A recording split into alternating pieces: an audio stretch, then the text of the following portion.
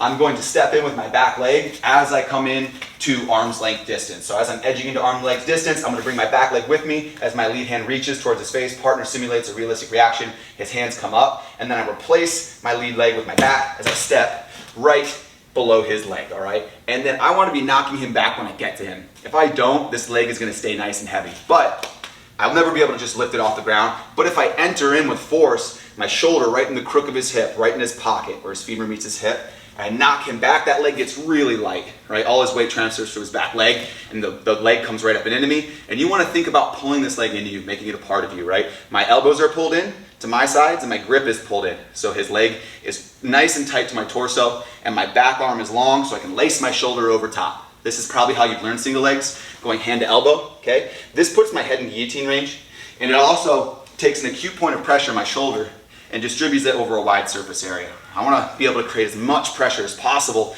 especially when I'm dealing with a size and strength advantage. We can scooch in just a little bit. So once I've created a proper attachment, leg pulled in, shoulders over top, stay at a palm-to-palm gable grip, all right? That's also going to allow your back arm some length for your shoulder, and I want that shoulder laced over top, and depending on the size of your opponent, this leg could be pretty big, all right? So going hand to elbow is going to shorten that back arm, and you're never going to get your shoulder all the way over top, all right? Every part of this move is so I can create pressure right here, downward on his femur, okay?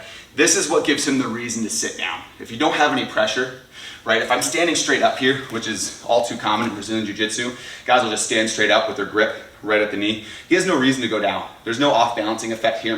Both my hands are occupied, so it's hard for me to create off-balancing effects. And he can just slip his knee out, right? He can just turn and kick out, right? And the defense will be going over soon. So I create a tight attachment so he can't slip out. I want my grip right at or in front of his knee. Joe's pretty tall, so I'm not gonna be able to get all the way down to his knee because then my shoulder doesn't have the length to get up to his pocket. So I scooch the hand up just a little bit so I can get right up in his hip. And I mean, you wanna be right up in his hip, all right? I'm not down here, I'm not down here. I want my shoulder all the way up on him.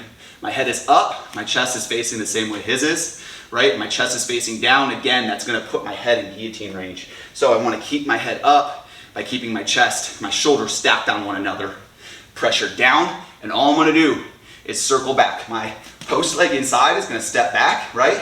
And then my lead leg is gonna step forward. So I'm gonna step forward, then back, and now I can sit him down to his butt.